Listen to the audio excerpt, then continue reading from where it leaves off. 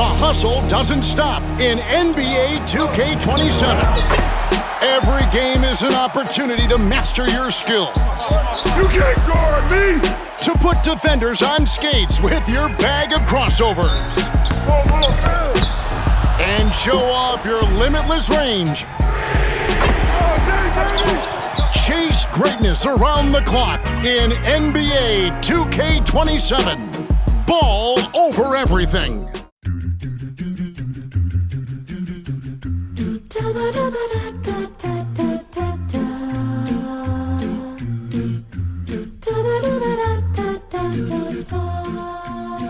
Hello and welcome to The Best Worst, a celebration of the best and the worst of the television we love. Hi, I'm Meg Bashwinner. And I'm Joseph Fink. And we love TV, television. That's what TV is short for. If you take anything away from the program today, I hope it's that.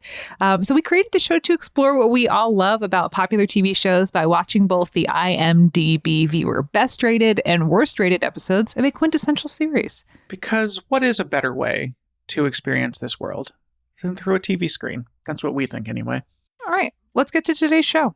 Today's show is Glee, which ran for 6 seasons from 2009 to 2015 with 121 episodes. It has been brought to our attention that we have not been giving the premise of these television shows. We've been sort of assuming through cultural osmosis, you know, the basics of what the show is. But tell me, what is Glee about? So Glee is about a high school glee club in a town called Lima, and it's in Ohio, and it's about, the high school experience as viewed through the lens of a glee club. There's the jocks and the popular kids and the theater kids and the gay kids and it's the high school experience as filtered through the Ryan Murphy-fication camp musical television show.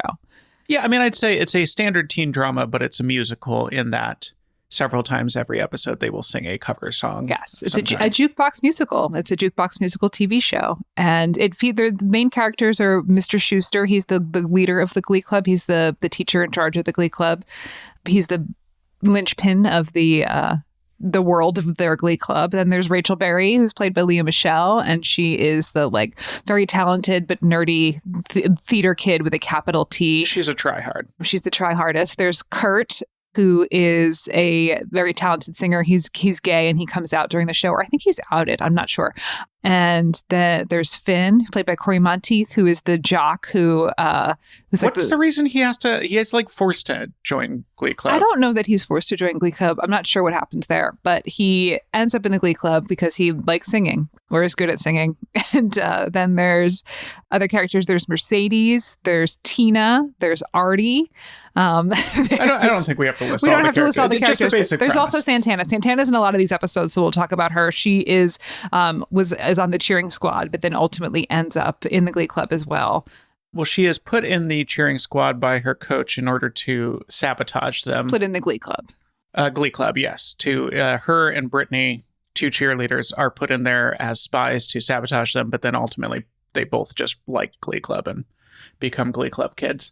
What's our background with the show? What do you remember about it? I watched it when it was on for the first, I want to say 2 or 3 seasons. And it was we really loved it. But as a person who loves musicals and a person who really likes, at that time in 2009, liked that style of humor, I thought I was really into it. I used to watch it with my mom and my sister and my friends. We would have on Tuesday nights or Wednesday nights, whenever they aired, we'd have Wii and Glee night. This is the most millennial thing ever, where we would play our Nintendo Wii. Oh my God. And then we would watch Glee. And it was Wii and Glee. That's a deeply millennial core. Deeply millennial core, yep. I think we would actually DVR it so that we wouldn't have to watch the commercials. And while it was DVRing, we'd be playing the Wii. Did you play Wii bowling? Wii bowling, Wii golf, Wii tennis. Yeah. Yeah. And it's really funny. My sister has the console now for her kids, and my nephew will play with all our original characters. So, it is funny that the modern Switch does all of the Wii stuff. You can absolutely do the exact same motion stuff with it, but I feel like it's lost a lot of its novelty, and so people don't do it as much. Adults aren't gathering around to play Wii golf because there isn't the novelty of oh my God, when you swing this, it swings the golf club, and there's a haptic to it. You can feel it in the the Switch does all that still. We should play Wii with Iris. Yeah. Yeah, so we and Glee. What about you? What was your? Also, I will say that like we downloaded the songs, we made mixed CDs. Like we were all in on Glee. I fell off, I think, when I like moved out, and I also it was in a Wednesday night situation, and that was when I was rehearsing. So again, just like Buffy the Vampire Slayer, when my rehearsals conflicted with the airing of the show, I sort of fell off of it. Well, when did it start? 2009. So it was. Yeah, we met in 2009. We did. Because I want to say you turned me on to it. I think. Yeah. I watched and really liked the first season. I think it was widely. A lot of people did, right? Like that was. Yeah, it was like a widely critically acclaimed smash hit. People really liked that first season. I remember that first episode had "Don't Stop Believin' in it." That I really brought that song back as a hit. Like it had a second life because of Glee. They fucking nail it. Yeah. They absolutely nail it. Well, that first season has such a classic structure, right? It's the sports movie. It's the like underdog team that wins the championship, and it absolutely nails that structure.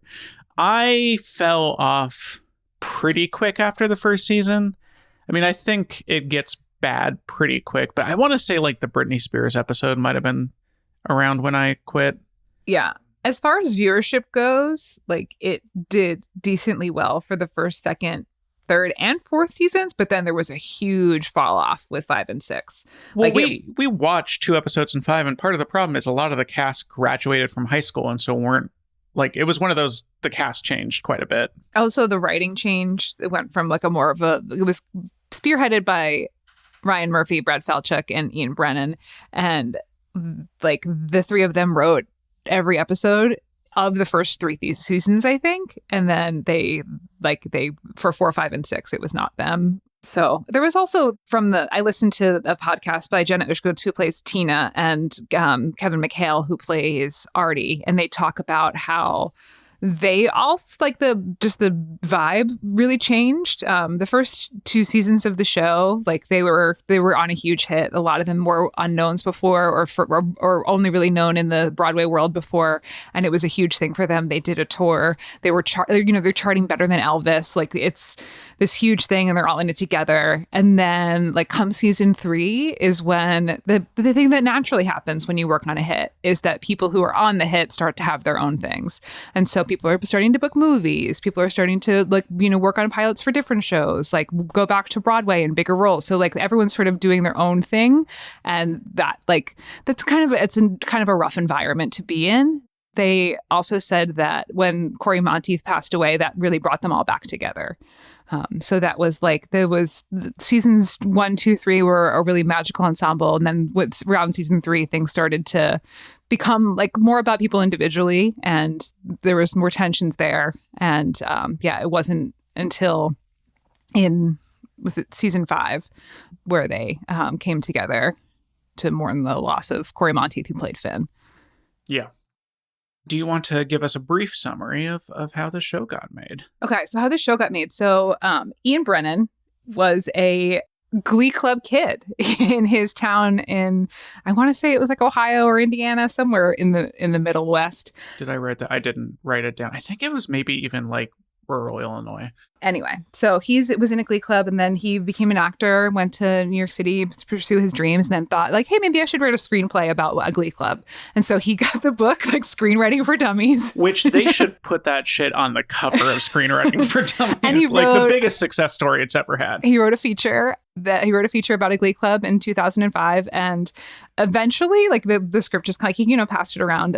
But how the script got made was that a friend of his went to the same gym as Ryan Murphy, this friend was also a TV producer, went to the same gym as Ryan Murphy, and he passed the script along to him, and Ryan Murphy, who was also in his high school's Glee Club, really connected with the script. And so him and Brad Falchuk, who had worked on Nip Tuck, decided that this was going to be their next project. They rewrote the script with Ian, and they submitted it to Fox, and Fox ordered a pilot within 15 hours of seeing the script.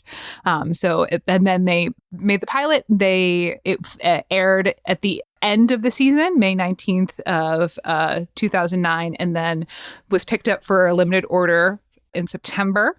And then that's when it really took off. And then it at that time there was like the first 13 episodes that they did was like they did it all at once. They did like it was this like huge thing that they built. This was before they knew that it was going to go on, and then Fox ordered more, and they got a full series order, full season order, and then they completed the season. So actually, episode 13 or 14, the episode that is our middleist is the first one that they did that was part of the like we've been ordered to series, a full series or a season order.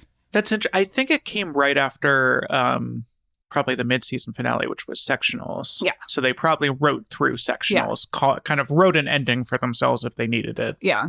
And then they obviously, we'll talk about the middle list, but they came back swinging with like the Beatles. The Beatles and two Broadway legends. Yeah. Guest starring. Yeah. But we'll talk about that middle list. That's for everyone that's for you behind the paywall people. We're not going to talk about it now. Yeah, nothing for the plebes. No. All right, let's get to the worst. What is our worst episode? Okay. It's a confusing one.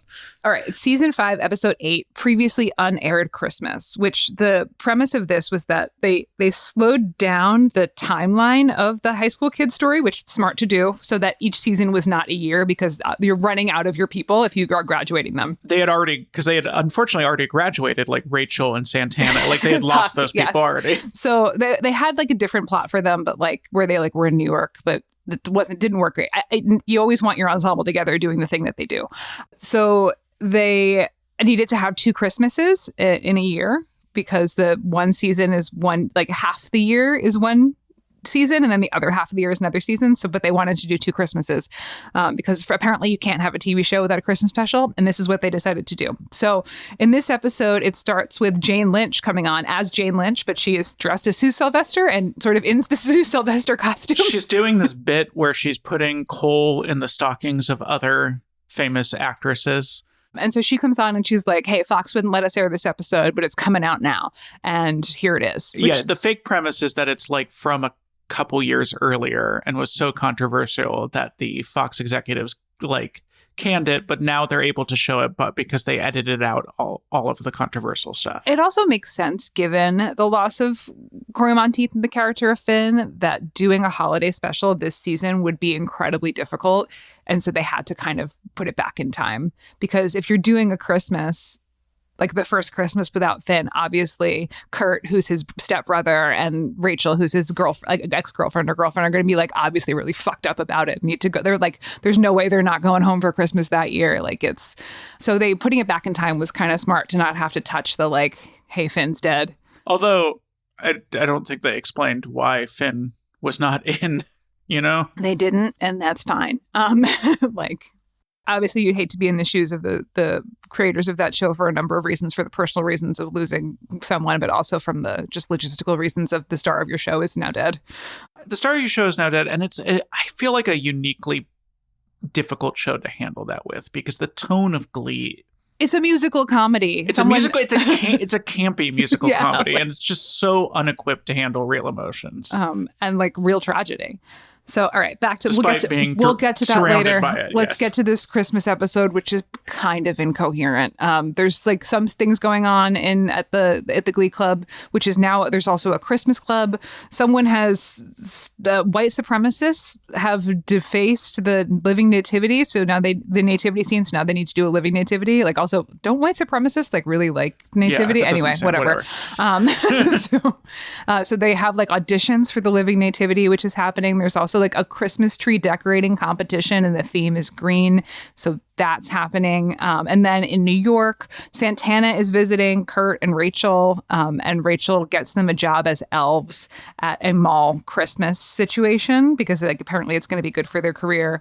And the Santa at the mall is like a drunk and horrible, and like gets fired or doesn't show up. And so a new guy comes in who's like super hot. He's like specifically a hot Santa. He like works shirtless. He's like buff. And so they end up hanging out with him, and like they all kind of want to bang him.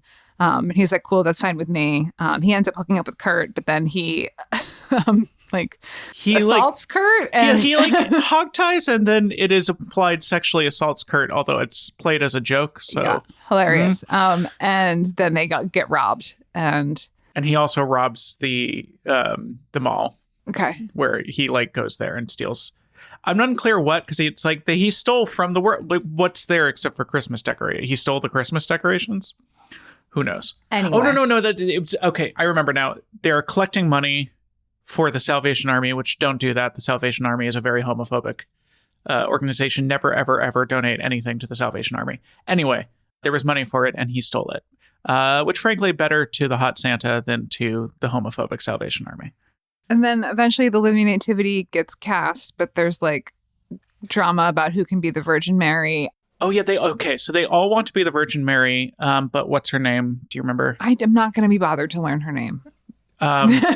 There's the one who's like kind of a slut, and she wants... But she's deeply religious. She's like a deeply religious slut. She's the one who's pregnant with Finn's baby. No.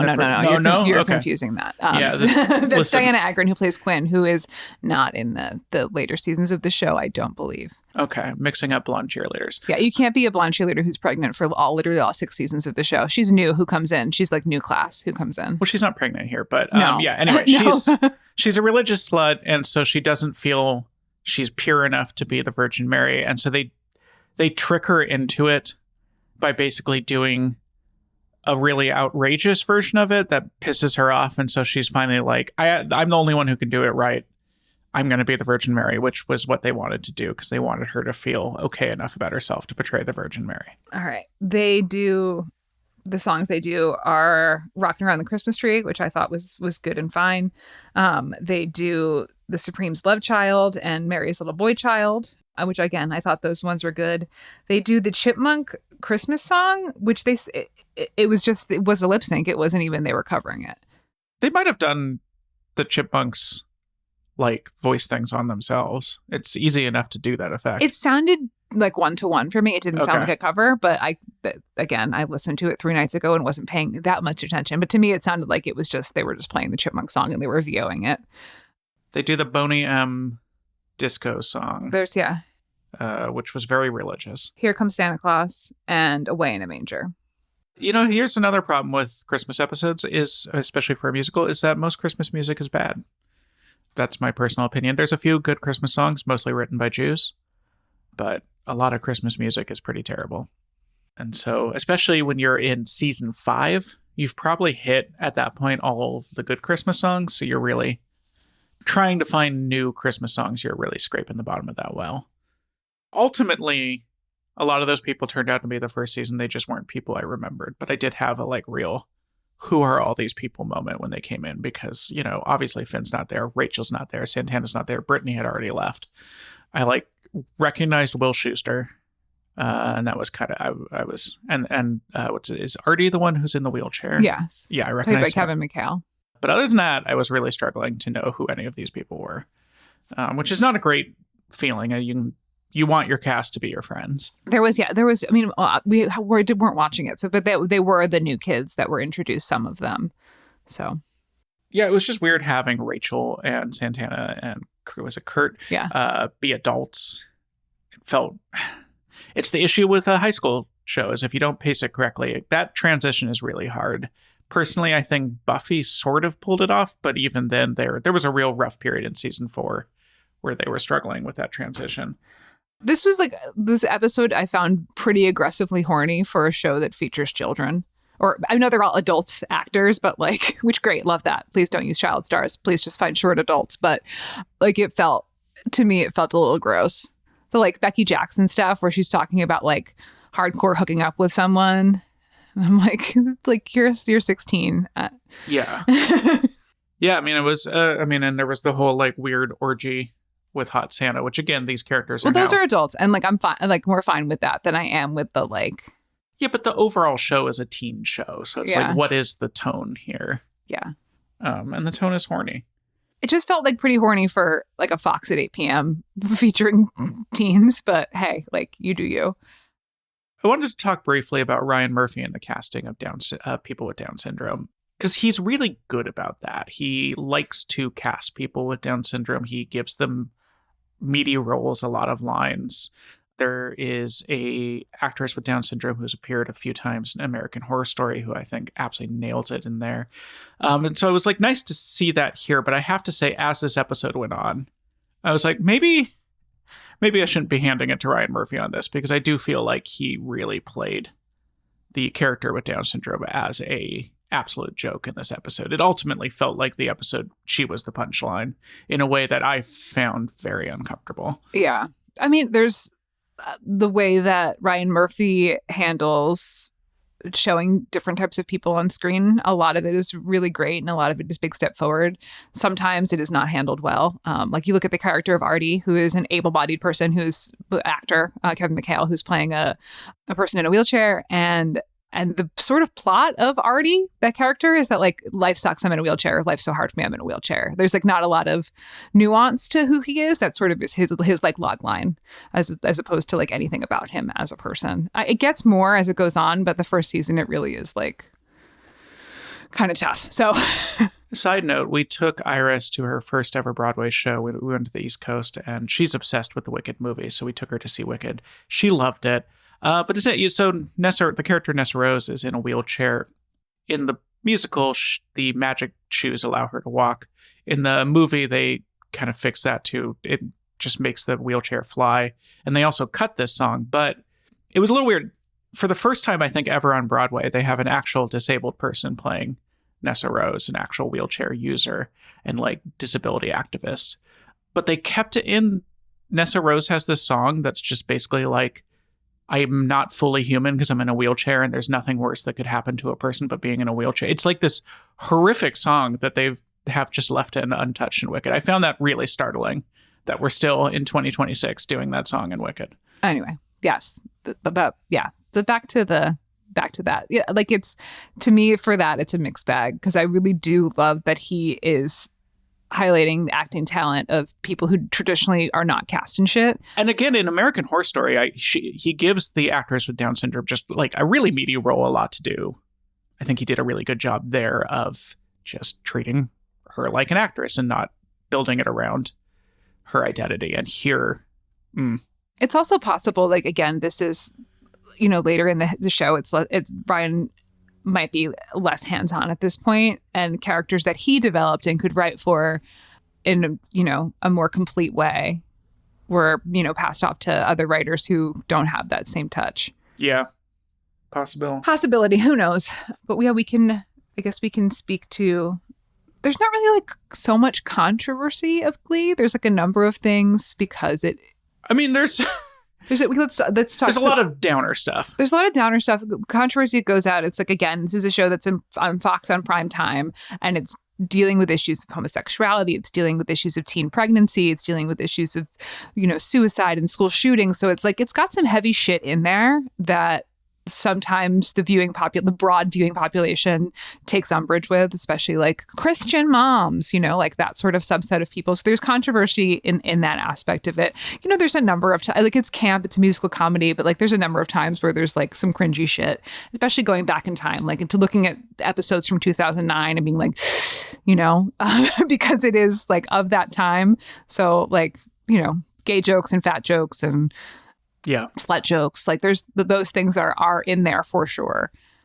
There's an incredible, I was watching on the plane, there's a movie called confusing title intentionally, Nirvana the band, the show, the movie, that's this Canadian comedy, kind of this absurdist comedy, but there's this point where the characters go back in time to 2008 and are completely oblivious to it. There's a lot of fun jokes where they're completely oblivious to it. But the moment when they realize they're in 2008 is they go and see The Hangover in the theaters. And there's this long like comedy scene built around the F slur. And everyone in the theater is laughing uproariously, and they're looking around. They're like, oh my God, we're in 2008, which I thought was a very funny joke. So some of the downer shit, obviously, Corey Monteith died of a drug overdose after suffering from a drug addiction for years in 2013, right before the 5th season was to go out. But to start filming. So that's obviously very tough. Everyone had a personal relationship with him. They're like the actress Naya Rivera, who played Santana, was very close with him. Leah Michele was dating him at the time of his death. And there was a pretty strong bond among the cast, because whenever you're like, speaking of someone who was in something that became something that was very popular, it's a really really bonding experience to get to experience really cool stuff together, like get to see the thing that you're making, find a broad audience and reach new opportunities. Like it's a really intense bonding thing. And so they were all really bonded, and he was the leader of the show. Like he was their quarterback. So losing him was really difficult during the production of the show for them. And then the other bummer stuff is Naya Rivera, the actress who played Santana, tragically drowned in, was it 2021, 22? Yeah, in Ventura County. In Ventura County, she was out boating with her son and the weather turned bad and she was able to save her son, but then ultimately she drowned, which is just tragic and awful and terrible. And wear lifeboats in a boat. Life Please. jackets. Life jackets. That is what I meant. PFD, guys. And then pay attention to those weather reports, because sometimes even if you are in a life jacket, if you come off that boat too fast, you can get really hurt or worse. But yeah, if I can stress enough to all of you is personal flotation devices and watching the weather reports. That's my PSA for the day. And then Mark Salling, the actor who plays Puck. A number of sort of nasty bits. We had a girlfriend who was accused of sexual assault. And then he was found to be in possession of many images of child pornography. It was something like 50,000. Yeah. And he was about to be sentenced. And when he was about to be sentenced, he died by suicide. So just some grim and ghoulish stuff for this ensemble of a beloved musical comedy. Yeah, I think it's the contrast between how light and silly the show is, and then just this dark. There's just this feeling of like hopeful, like it's a hopeful show. It's a joyful show, and there's this feeling of like a curse, almost hanging over that cast. I mean, even though it's really just those three, but it's like three of the three bigger characters. So it feels, in terms of actual like controversy. So in 2020. In the summer of 2020, like a lot of celebrities, Lea Michele made a tweet in support of Black Lives Matter, at which point a former Black co-star of hers was like, you don't get to say that. You were so mean. You were like awful to me and you were awful to everyone on set. At which point almost the entire cast came forward and was like, oh yeah, Lea Michele was a monster on set and was horrible to all of us. So that is an actual controversy, is per most of her co-stars. Lea Michele was not a good person to the people around her. I wouldn't say per most of her co-stars. It was like 6 or 7 of them. Yeah, she had hundreds of them. These were the lead. These were like leads. These were not minor characters. There's a number of, anyway, I'm not going to get into it about that because like I believe people when they say they had a tough working environment. Obviously, great. I understand that. I don't know that I would call that a controversy, especially having worked in theater for years. There's always a fucking diva who you hate to work with. There always is. Also, the funnier controversy. So a podcast at one point put up a video presenting their theory that Lea Michele can't read. It was an intentionally silly theory, although there is one really convincing video in which she is presenting an award with, I think it is Jason Bateman, and she is the one who opens the envelope. She looks at it, she makes kind of a not sure what to do face and shows it to Jason Bateman, and he starts to read it out loud, and then as he starts to talk, she like says what he's saying. If it was a person who couldn't read, that would be a video that would make sense for that. She obviously can read. She recently, like just this year on a podcast, had to talk about that and like demonstrate reading on camera to show that she could read. I think it's a really funny gag, especially because she's not a nice person. We hear like if she was a very sweet person, it would be wrong to and beloved among her co-stars. It would be wrong to do that. But because she's kind of a diva, saying it's the fact that she's a little mean that makes it funny. Yeah, floating rumor that she can't read is fucking hilarious. All right, I think that covers it for the word. We got to talk about who wrote it. It was written by Ross Maxwell. This was his first credit is a Funny or Die video that was a fake previously on for a fictional soap opera. So he's already doing like meta stuff there. This was his first TV job. He went on to write on a series of tonally similar shows. He worked on Teen Wolf, Riverdale, Sabrina. There is almost no personal info about him online. He did a very good job of scrubbing himself or keeping them private. It was directed by Wendy Stanzler. She is from Flint, Michigan, was taking a film class in community college and answered a flyer that led her to working on an early Sam Raimi and Bruce Campbell short. went into graduate school for film, but dropped out to take her first real job as editor of Michael Moore's first documentary, Roger and Me, which is a documentary about Flint, Michigan. Moore also being from there. She then went on to edit other stuff for him, including his only non-documentary, Canadian Bacon, which was a movie about the silly idea of the U.S. invading Canada. Who could ever imagine? Hilarious. She was then an editor on Sex and the City, and while she was there, they gave her the opportunity to direct, and at that point, she started directing full-time. She's directed for Grey's Anatomy, Desperate Housewives, Nashville. Just this year, she directed an episode of The Rookie, so she is still an actively working Flint, Michigan director. I wonder if her and Michael Moore ever hang out still. I wonder if they drink the water. I hope not. All right, let's get to an ad break, and then we'll come back with our intermission. Starting or growing your own business can be intimidating and lonely at times. Your to-do list may feel endless with new tasks, and lists can easily begin to overrun your life. So finding the right tool that not only helps you out, but simplifies everything as a built-in business partner can be a game changer. For millions of businesses, that tool is Shopify. Shopify is the commerce platform behind millions of businesses around the world and 10% of all e-commerce in the US. From household names like Gymshark, Rare Beauty, and Heinz, to brands just getting started.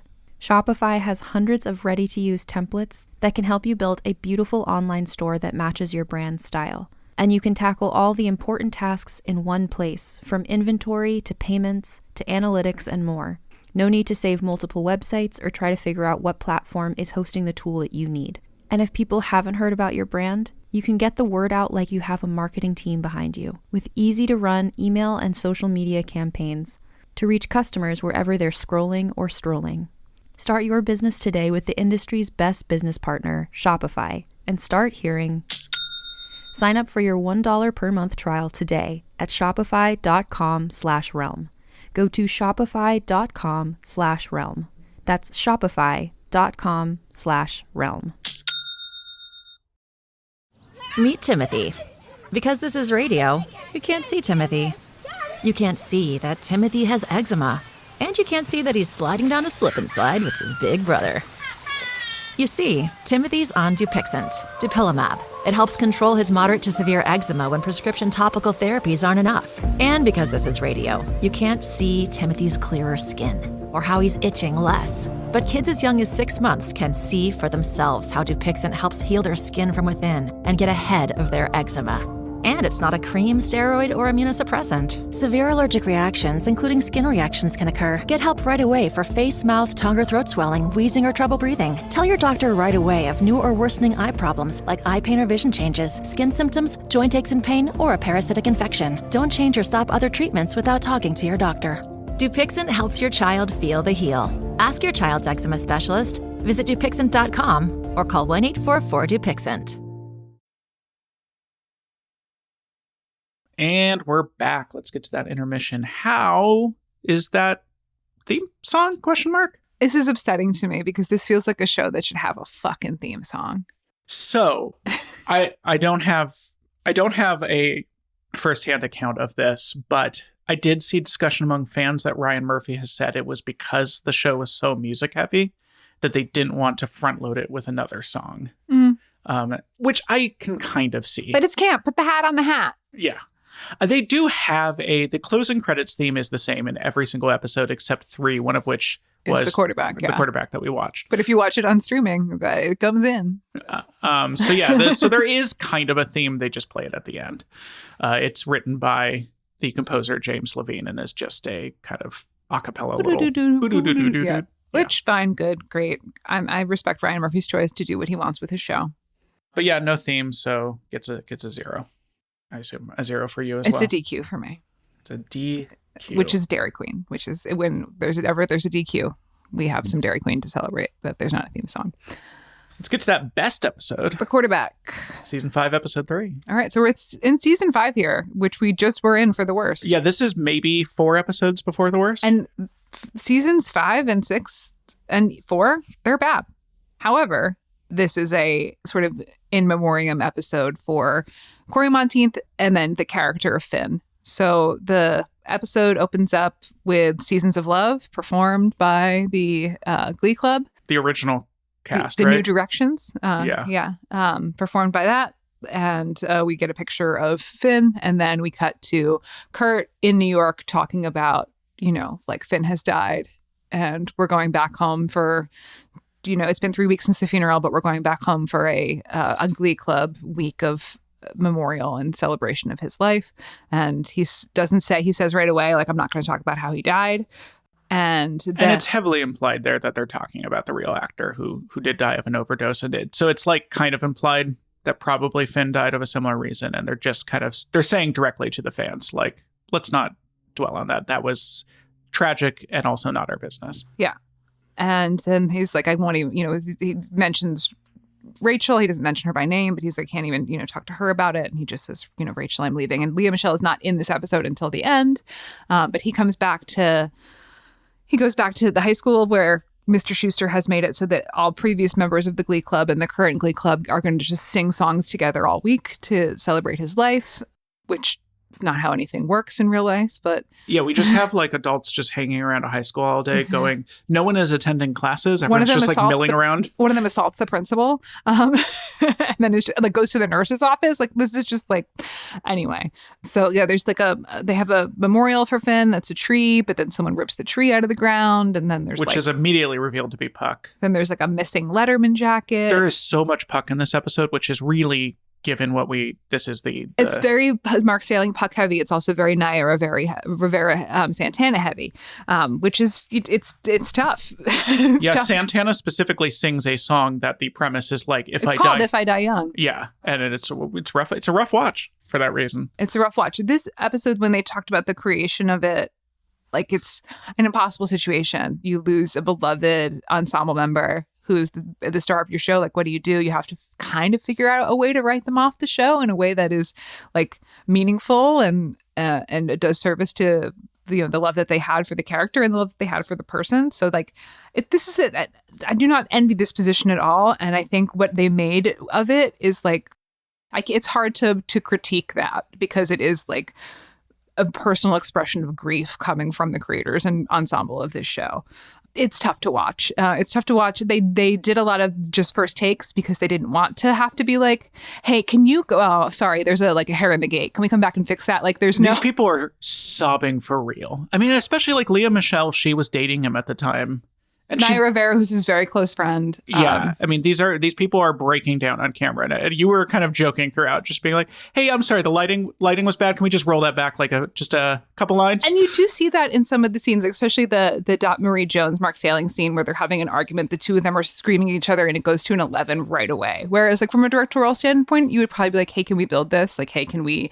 But you can't ask those people to do that again.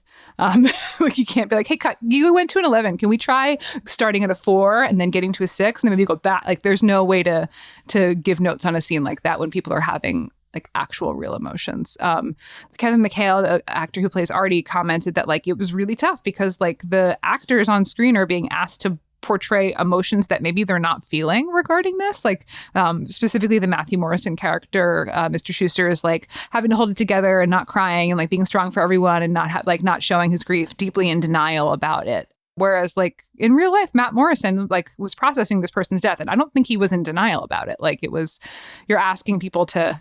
I mean, maybe the hardest one is Jane Lynch, because she didn't get to have that. She plays the kind of, she has to hold on the comedy for the entire episode as Jane Lynch, who plays it. You know, she's saying mean things and she's being funny the entire time. And so like, you're the one person who doesn't get to show any emotion about it because you have to carry all of the comedy. Yeah, that's tough. And that's why they paid her the big bucks. Yeah. There's some really beautiful songs in it. Seasons of Love, starting out, obviously it's from Rent, which is like the theater kid show.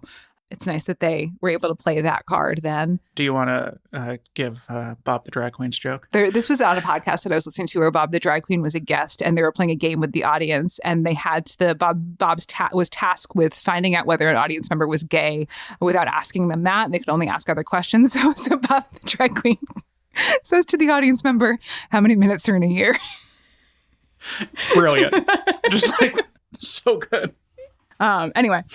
There's James Taylor's Fire and Rain, which is done by Kevin McHale and the guy who plays Sam, Cord Overstreet, I want to say. And Mercedes has a beautiful song. She sings I'll Stand By You, which was previously sung by Corey Monteith. Santana sings If I Die Young. There's also Puck performs Springsteen's No Surrender. And then at the end, Rachel Berry does Make You Feel My Love by Bob Dylan, as popularized by Adele. I forgot that Bob Dylan wrote that. The thing is, there's people who are like, oh, I don't like Dylan. And I don't think that's true. I think you don't like his performance because he's just an undeniably good songwriter. When you hear his stuff covered, you would never know it was a Bob Dylan song because you would just be like, damn, that's a good song. Yeah, like people think Make You Feel My Love is an Adele song. Obviously, like she owns it. She owns the performance of that in such a way. That's a really difficult choice to get. It's such a long song. Yeah. And she does it. She gets through it. They all get through. There's like the cuts of the actors while that song's being performed are very raw. Like around the room, you can just see their faces. It's hard to have critical response to this episode because it is such a deeply personal episode for the creators of it. That's kind of where I want to leave it, I guess. Yeah, I mean, it's like, was it a good episode of television? Kind of no, because it was like not really an episode of television. It was just these people working through their grief on camera for 40 minutes. I would imagine it would have to be one of the more challenging things that most people involved with this have ever done. Yeah. From the writing of it to the performing of it. I want to flag two things, one rough and one not. The not one is there is one really good joke in this episode where, what's her name? The school counselor. Oh, Emma. Emma. Yeah. She is talking to one of the Glee Club members. Tina, who's very self-involved, and Tina is making it all about her because she doesn't like wearing black. It reminds her of her goth Which face. is kind of out of character for Tina, actually, because Tina's not actually like that, but... Whatever. It's a funny joke because then she gets to pull out some brochures that are like, it's not about you. How to know when to stop talking. It's the one like really funny joke in the episode. The pamphlet gag is a running thing throughout this show. There's like Emma's pamphlets are usually really funny. And then in this episode, it's a like really smart way to provide some comedic relief. Yeah, because no one has to perform it. Yeah. It's just in the... Use the prop, yeah. And then, boy, towards the beginning, there's just like, we have Finn's parents in the show, and his mom gives a fucking intense monologue about losing a child. An absolute barn burner of a monologue. And it's so real, and it's so good. And it's like the three of them, the family just like ends up like all crying on the floor together. And it's like... It really is like one of those ones that feels like, I don't know if they talked to someone who had lost a child or if one of them has had experience, the writers, but boy, it felt like a very real meditation on what it feels like to lose a child. And it was deeply hard to watch as, someone with a 5-year-old. It's not a thing you ever want to touch in your brain. Yeah. So this episode was written by all three creators of the show. Brad Falchuk we'll get to in a second because he directed it as well.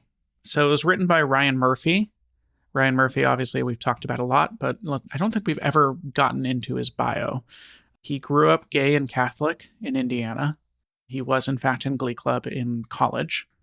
He worked as a entertainment journalist, I think. And then in his early 30s, Steven Spielberg bought, but ultimately did not make, a romantic comedy screenplay from him called Why Can't I Be Audrey Hepburn? His career really kicked off without a ton of buildup. He went from no credits at all to creating the TV show Popular for WB. That was the first thing he's credited for on IMDb. When Ryan Murphy met with WB executives about it, the executive mocked his voice as sounding gay, made gay hand gestures at him, and told him that everything he wrote was too gay. So that's great. Who's gay now? Exactly. He then went on to have one of the most successful careers in TV history, creating Nip Tuck, Glee, American Horror Story, the 911 franchise, and just so many other shows. He is a juggernaut, and yeah, I wrote in, where's that WB exec now? Yeah, right. And then it was also, we talked about, written by Ian Brennan.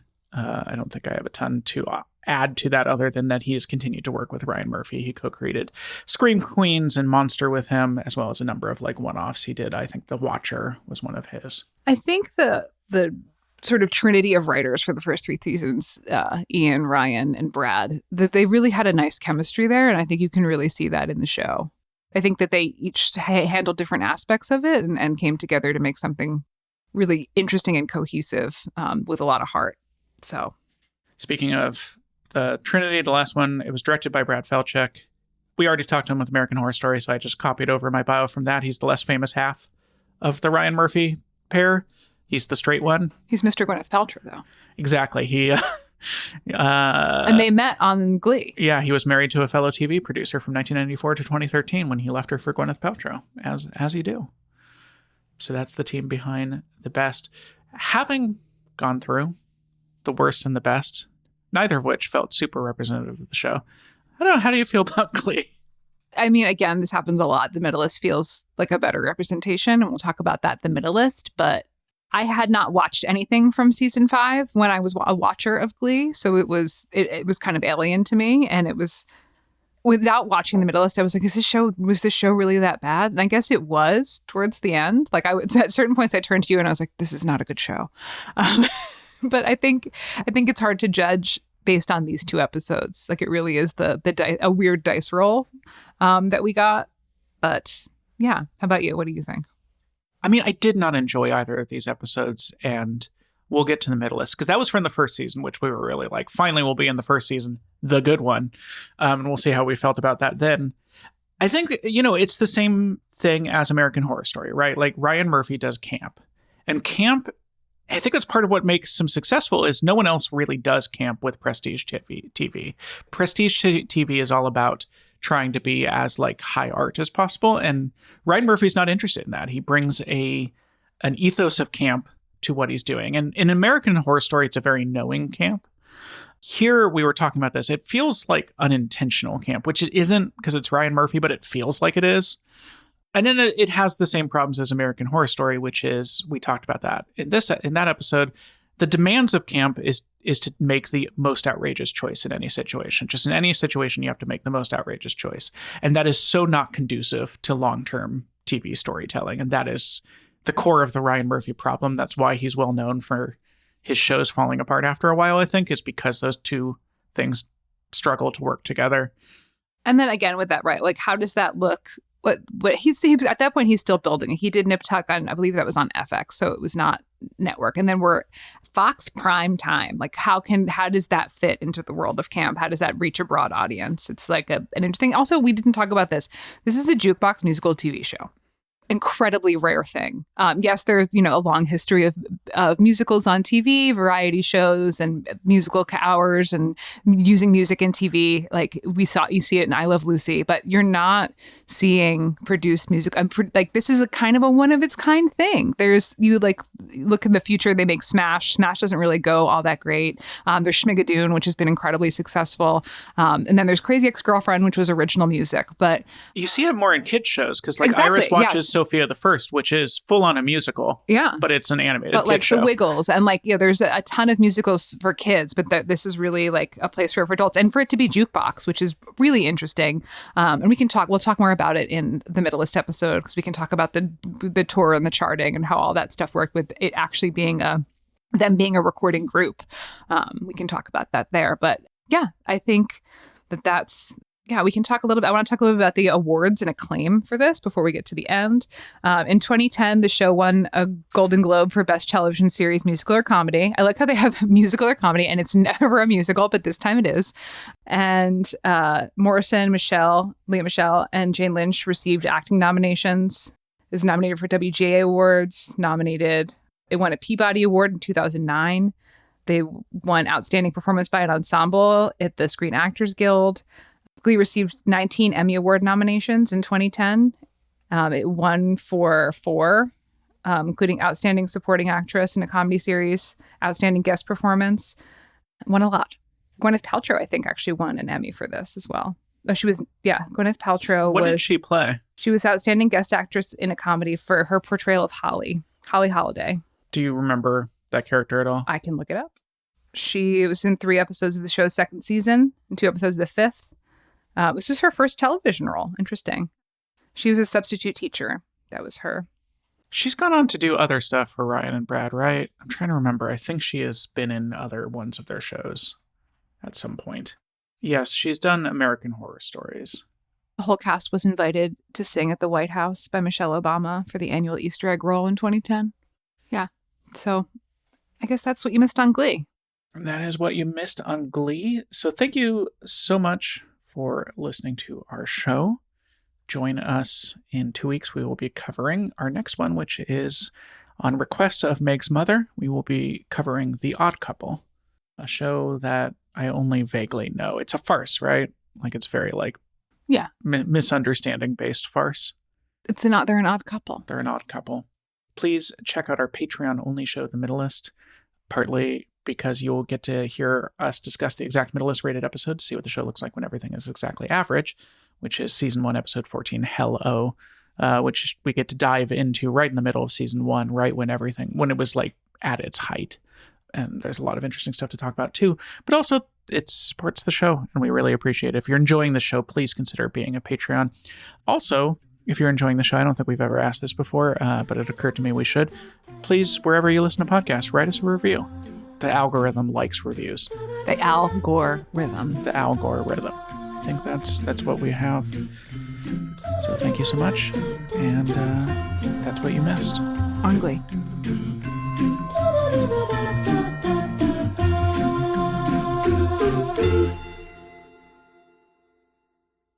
The hustle doesn't stop in NBA 2K27. Every game is an opportunity to master your skills. You can't guard me! To put defenders on skates with your bag of crossovers. And show off your limitless range. Chase greatness around the clock in NBA 2K27. Ball over everything. I'm Hannah. I've lost 75 pounds in 20 months with GLP-1s, plus diet and exercise. On Row, I've gone from struggling to run a mile to running farther every day. You can access FDA-approved GLP-1s online. Get the support you need to reach your weight loss goals. Go to row.co/weight to see if you qualify. I'm a paid Row partner. 20% average weight loss in 1 year in non-diabetics with obesity or overweight with a weight-related medical condition versus 3.1% in placebo arm. RX only. To stay informed about serious side effects, go to row.co/safety.